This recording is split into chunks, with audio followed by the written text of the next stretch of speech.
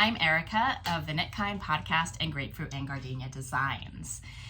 I am back after a little bit of a break. We've had a number of things in our family. I've had a number of things. Everybody is good on the road to recovery, and I'm happy to be back. So I want to share with you first today my finished object. I am wearing my Sea Glass Cardigan, and I'm so excited to have it on and to share it with you because I know a lot of people are really interested in this pattern, interested in people's experience with it, whether or not it's something they want to knit for themselves. There's a lot of popularity always around stash busting, but I think it's especially exciting now because the line of publication, 52 weeks of, I don't know if it's scrap busters or scrap busting projects, has come out. Woolen Pine, who designed the Sea Glass series of patterns, which include hats, pullovers, t-shirts, sweaters, cardigans, mittens, I think. They did a big sale on all their scrappy projects at the beginning of the year. And there's a lot of people just thinking about, what's ahead for us in so many ways, not excluding our yarn. Our yarn stashes, what we're going to be knitting, how we're going to be knitting, and so on. So I'm excited to share this project with you today. Before I do, let me please remind you that if you do like this video, if you like knitting podcasts in general, if you like the content we have here, which is largely around knitting, but also some spinning, and you're gonna see a little crochet today, and you like building kindness and community, which is incredibly important in our very tumultuous world right now. It is in fact one of the ways to counteract in a calmer, more passive way what is happening in our world right now, then I would ask you to please consider liking and subscribing so that more people can find us. If you share this podcast with a friend, I would be very grateful, and I'd love to just help get the world out. I'd like to do a few things with the world. I have a cat sitting behind me. I tried to record this without her, and it's just not going to happen today. Okay, so my Sea Glass tee is my finished object, and that's the first thing I'm going to share with you. Let's talk about the yarn first. Two things. I did the version with the shawl color and with a main color, as well as all the contrast colors. There are two ways to do this. Well, sorry, there's more than two ways. There's two ways with the color, which is to change every round both yarns, and there's one where you change one yarn every round or row, and then you use a main color. You could also obviously do it with just two colors. You could do it with a color changing yarn and so on, but the way the pattern's written, that is how it is. The other options in the pattern are for the shawl collar or for a regular button band. So one of the things that drew me to it was actually the shawl collar. And lest I forget to mention, because this is not my first recording of this podcast today, the entire sweater is blocked except the shawl collar, which is only steam blocked. So I did a full wet block before I picked up for the button band, but I only cast it off this morning, and I wanted to share it with you because I'm so excited to have it done. And I steam blocked the shawl collar, which did a great job of relaxing it and having it enough that I can wear it, and probably not even knitters would notice it's not wet blocked, but it will look even better once the whole thing's wet blocked. So let me back up and show you. So I love it with jeans. In terms of length, let's see if I can back up even a little bit more and just show you. I kind of had it like cover my bum, but not go as long as the pattern. I did do the full length sleeves and then some, which have about a 4-inch cuff here. That is one of the modifications I made. I bound off the cuff in pattern. And the shawl collar, I did exactly as written in the pattern in terms of the width of it. I kept kind of checking and seeing if I wanted it more narrow, but I decided to go with the full width. And I did do some math here, so if I can remember, I want to make sure I share that with you, but if not, please look at my Ravelry page because all the details are there. And then I'm sure most people are dying to see the inside. Now I have not whip stitched it down, but what you're seeing here is the inside of a faux steek made into an I-cord. or an I-cord look. It's not really an I-cord, but it's an I-cord look based on how it's written in the pattern, how you do that. It is a little bulky. I'm hoping once I whip stitch it down, it relaxes a little bit, but it's not unpleasant to wear, and it really, you can't really tell. It's just if people are asking if it's a little bulky, it is a little bit bulky. So I think what's really important when we are, I don't know if I want to say reviewing a pattern, because that's not really what I'm doing. I'm sharing my experience of knitting this pattern with you in a way that it might inspire you to knit it, or you might decide it's not the pattern for you, which can be as valid of a realization as saying that you just want to jump in and knit something because someone else did. It is fine to appreciate something someone else knit and decide it's not the right pattern for you. So I'm going to share a little bit about my experience with you, all from a very positive lens. I appreciate honesty. I have a lot of honesty in my everyday life.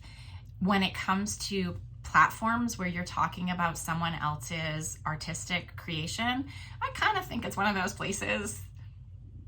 For me, it doesn't hurt that if you don't have something nice to say, don't say anything.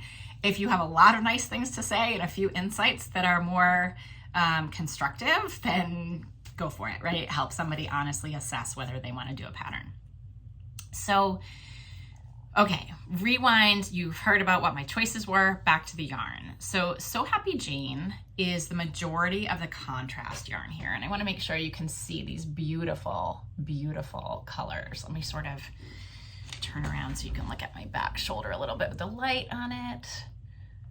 And one of the things you'll see here is that I did a line so my body and my sleeves do have the same colors. It's not as much of a nightmare as it sounds. When I first realized I had the choice to do that, I was like, oh man, this was gonna just supposed to be like a mindless creative project, but I'm really glad I did, and it wasn't actually that labor intensive to do. So the Floriography advent calendar of a few years ago from Heather Best So Happy Jane is one that I used a lot of in her design, the Scandi Bloom Cowl. But I did have quite a bit left over even after using it in her design of the colors that I used. Not of my main color, because that takes an entire skein. And I used a color called Ross Poldark, which was not part of the advent calendar, but was one of the favorite colors of hers that I've used many times and loved the show Poldark. That's a different story though. So I had a lot of that advent calendar left. And it was so beautiful, and it was sitting there, and it wasn't totally intact. So I was looking for a project that wasn't meant to use an entire advent calendar because I wouldn't have had enough, but that I could use the leftovers. And since I've been a fan of hers for so long, I was in her club for the first year and a half that she had it. I had a lot of colors from that. I've knit 2 Soldotnas in her yarn, and I had leftovers from those. And then I did a bunch of designs in her yarn actually. And some of those were the club colors, and I had leftovers of those. So her colors all work really well together, and they deserved to kind of come out and help me lift my spirits. I mean, the world we're in is on fire. And I originally got into knitting because I love the creativity, and I got into nicer yarns because I love the color. I have since really, really shifted in my design life as well as my personal projects to using a lot of non-superwash yarn, to using more natural colors or natural dyes and more subdued colors. But there's still a place in my knitting life for, first of all, the beautiful stash I have, and second of all, to just be drawn to color sometimes. And it's uplifting. So I decided those had been sitting around long enough, as had this gorgeous yarn, which I do have one skein left that I didn't use for the sweater. So I'll show you that skein. It is Hedgehog Fibers Merino DK. And I should mention with So Happy Jane yarn, it's the DK that I had. You could hold things double if you have the fingering. You just need to make sure you get gauge. But I am working specifically with the DK. And I stuck with the Delightful DK, which is the superwash version, even though I also have some of the organic version, because I just decided this was going to be a superwash sweater through and through, and I had enough of it to do. So this color, which is not nearly doing justice, we have a really cloudy day today and the light in here is not good, which we know, but it is like the most gorgeous teal. You're just not going to see it here. I'm sorry. We'll take pictures another time. It's called Wish, and it's tonal and it's soft and it's really, really stunning color. And I picked it. I had it in my stash, like I said. It was a real treat that I got a few years ago when we were driving through Western Mass and we made a stop at Webb's and I got a sweater quantity of it. So I had to decide, was I going to keep that sweater quantity of it, which I hadn't been using, or was it something that would be a good candidate for the sweater? And I decided wholeheartedly, all in, it was perfect because it was not Heather's yarn, and they allowed each other to have this play that just, they both complement each other so well. I think this is a color that would fit right into many of Heather's palettes, but it's on a slightly different base. Sorry, I just now have an itch. It's on a slightly different base, and it allows that play in such a way that I'm just really happy with the combination. So let me tell you a few other things about modifications I made. And please know, you can go over, I am Knitty Elf 40 on Ravelry.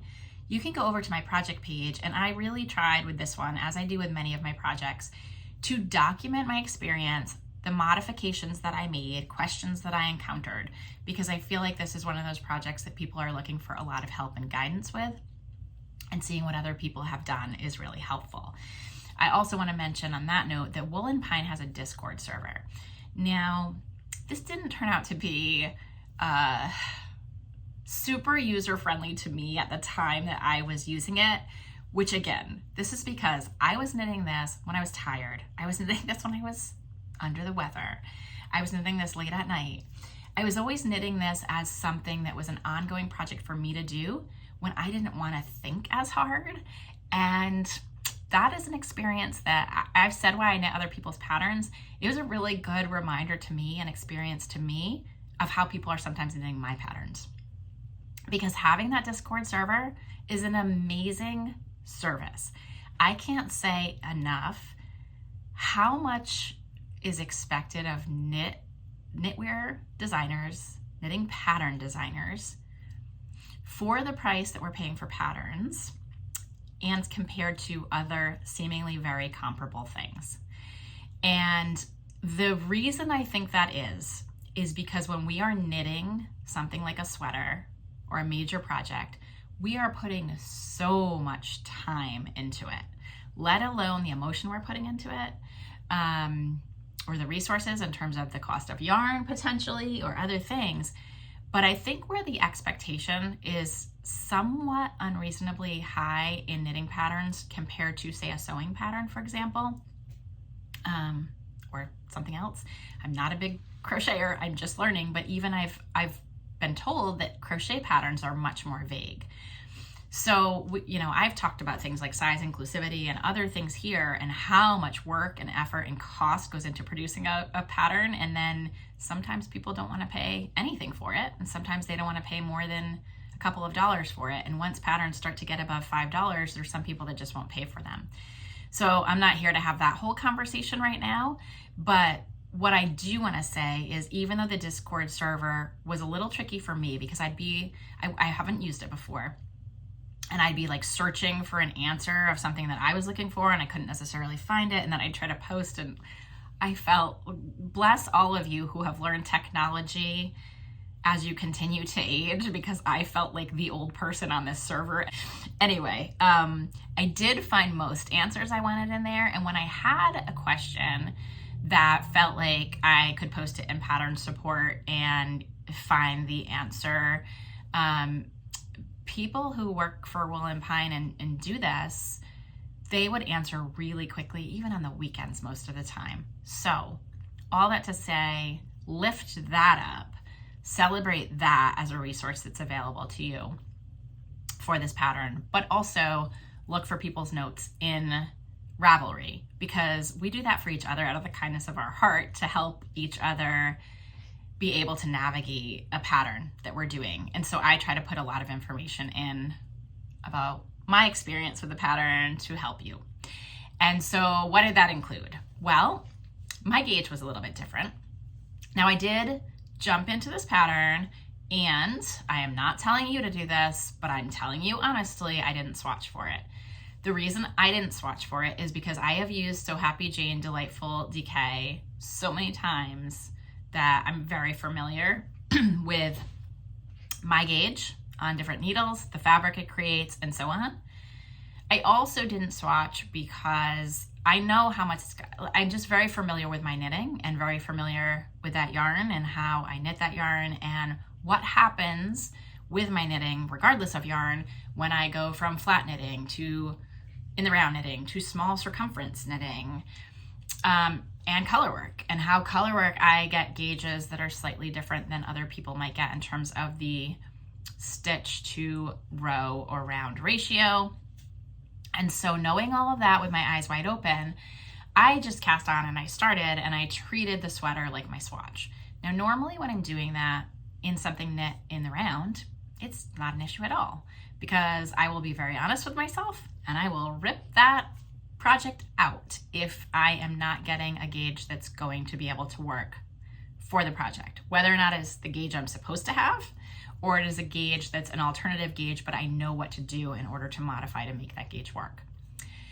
The difference with this pattern is I was doing the faux steek version, and the faux steek version means I'm cutting my yarn every single row, both colors.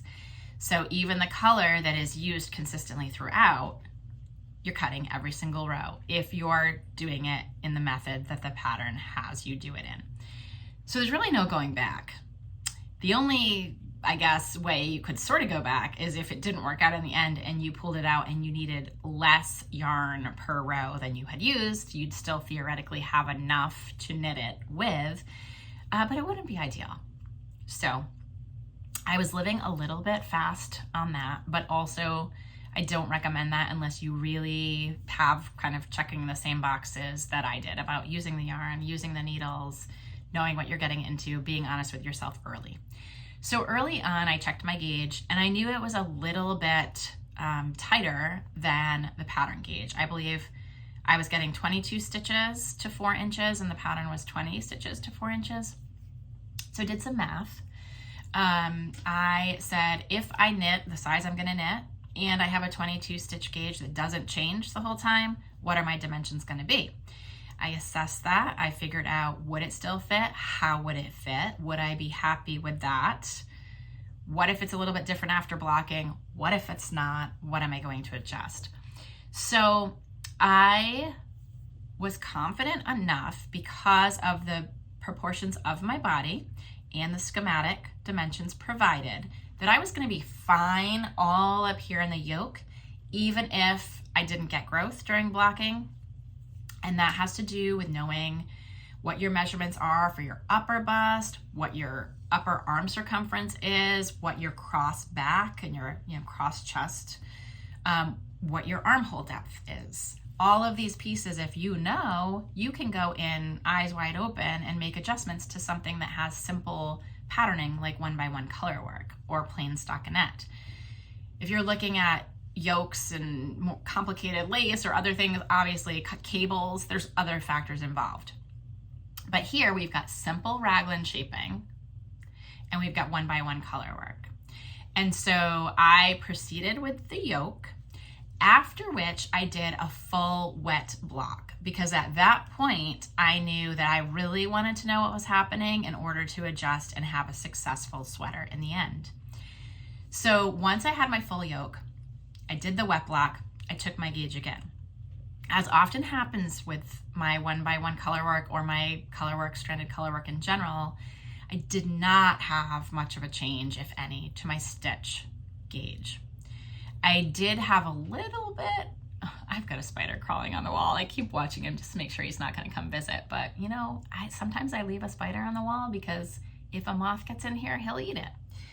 All right, that's a little aside. So I had a little bit of row growth, but not a ton. And so what I did is I looked at the upper arm circumference, which I almost always have to increase in patterns. And I looked at the full chest circumference, and I looked at the depth here. And I made a few modifications, which, as I said, are in my Ravelry projects. I decided to do a couple of extra rows. With those extra rows, I did some extra increases. I also did extra cast-on stitches under the arm, and that allowed me to make the, I could actually, depending on exactly what you do, I could make the upper arm circumference a little bit bigger. I could make the body circumference a little bit bigger and the yoke depth a little bit longer. So I did that and I proceeded. And I did keep trying it on, but you're pretty confident at that point, unless your chest is not your widest girth, you're pretty confident at that point that as long as you're making sure that the sleeve fits and it fits here, you're good. You might even, depending on how your hips and your waist are, you might even want to decrease. But for me, I just wanted nice, straight. I was not going to go much past my hips. The actual pattern is written quite a bit longer, but I went just to kind of cover, I don't want, this area ever to be sticking out. But I didn't want it to be too long. I do have wider hips, and so making a choice to have it right here is nice for me because it covers it without then needing to kind of bell out again. So very comfortable for me. And I went ahead and I just kept working, and I had a lot of fun with it. As I said, I did the faux steek. Here's where I'm gonna talk a little bit about, is this pattern for you? I knew what I was getting into. Kind of. I mean, I hadn't done a faux steek before, but I knew I was going to be anxious about tying knots with superwash yarn, or with any yarn, frankly.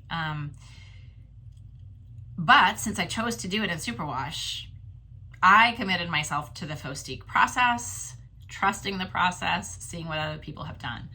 If you think you're not going to be comfortable with that process, I don't think this is a pattern that you should jump into without doing a test drive. Maybe that test drive is, I can't even really say the hat, because when you're doing circumference knitting, it's not the same as when you're doing the flat knitting. So I would say, if you are not sure if you're going to be comfortable with this knot process, get yourself some true scrap yarn and make a swatch and just practice doing that. And if you don't like it, don't make a whole sweater. You're gonna be stressed the whole time, and you're gonna be complaining the whole time. If this brings you joy and you're like, I'm gonna just trust it, and you know what, I'm going with it, and I am carefree, and I am loving the 1x1 color work, and I'm gonna modify as I go, and I'm gonna find a plan B if I need one, if I feel like I need more reinforcement, and you are able to embrace that, then 100% I recommend this pattern to you. If you are only a product knitter and you don't love process, I'm not sure I'd recommend it to you, because there are a lot of things that you do in this pattern that I think everybody has a little bit of a different experience with. But to me, I really was like, I am appreciating the process of this 1x1 color work all the way around, and I'm gonna love having the product. But if I only wanted the product, I would right now feel like, what am I doing to myself? Because there's process. There's a lot of meditative, wonderful process across 1x1 color work. And then when you get to the ends on each side, I don't know. For me, it was a lot because I was trying to cut my ends shorter so that I wasn't like wasting yarn, right? And they were kind of coming out because you don't tie the knots as you go.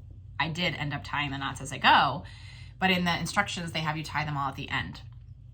Now, even when I was tying the knots as I went, I was not super confident in them. And so there was a lot of trusting the process here.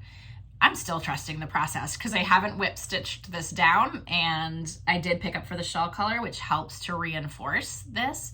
But, I'm still just trusting that this is gonna hold. I think if I were to do it again, now I wanted to do this because I wanted to use this beautiful superwash yarn. But I think if I were to do it again, I would consider using a non-superwash wool and knitting it in the round with a steek panel and steeking it. I don't regret doing it the way I did it at all whatsoever. And if you think I really want the sweater, but that process sounds like it's not for me, then I would say absolutely consider doing it in the round with a steek panel. And some people have done that, so you can see their project notes. So, okay, so I modified the gauge. I did the faux steek, I did the shawl collar. I think I've shared with you most of what my modifications were, and what I haven't, you can see my project page. I know just very basically on the bind off for the sleeve, for the cuff, I just did in pattern bind off, which is kind of my preferred for something like this. I also did in pattern bind off on the bottom ribbing, but on the shawl collar, it's suggested to do Jenny's surprisingly stretchy bind off. So I haven't actually done a shawl collar before, at least not on an adult sweater, maybe on a child sweater. And I am not the best fit with Jenny's surprisingly stretchy bind off. Mine often look kind of sloppy. I don't love the end result for me, but I also wanted to understand they are important with shawl collars because, you know, you want it to be able to not roll up, right? Like you want it to be able to have enough stretch to it that it's flattering and that it kind of, not that it flares, but it kind of grows that way. So I decided to be a true student and to look at a number of designers who I appreciate and see what they had to say about Jenny's surprisingly stretchy bind off. And interestingly, as with many techniques, you will find as many opinions and variations out there as knitters. And so I watched a few different ones. People did a bunch of different things, and I kind of went with a hybrid of a few different ones. The majority of the advice I followed was from Laura Nelkin. Laura showed on one of her patterns, I don't even know if it was one of her patterns or just a swatch. She showed using the technique of the yarn over before each purl. So you're still binding off in pattern, but for the purl stitches, you're doing a yarn over, purl, and then taking the 2 stitches over the top. And in the true Jenny surprisingly stretchy bind off, you're doing the knit stitch with a reverse yarn over and taking them over. What Laura showed was doing the knit stitches regular in pattern. So knit 2 and taking them over, and the purl stitches with a regular yarn over. That's what I ended up doing. The only thing I did different from Laura was on the very first stitches and the very last stitches. So the ones that are all the way at the bottom of your sweater. I did not start with the yarn over. I just started with knit stitch, bind off, and then I did do the reverse yarn over. I'll put that, it's not in my project page yet, I will put that in there. And then the rest of it, I did the yarn overs for the purl stitches and not for the knit stitches. The one other thing I think I forgot to tell you. So I did on the sleeves do the weaving in the floats. And here I did the surgeon's knot. So those are the way that I wove in my ends. So I hope you enjoyed my Sea Glass cardigan journey. I think I might make that this episode and then record another one with some other updates so I can keep this to a half an hour. So thank you for watching about my Sea Glass sweater, and I hope, let me know. Are you gonna decide to knit one? Are you gonna try the hat out or the mitts out or smaller project first? Are you gonna just jump in and which one are you gonna do?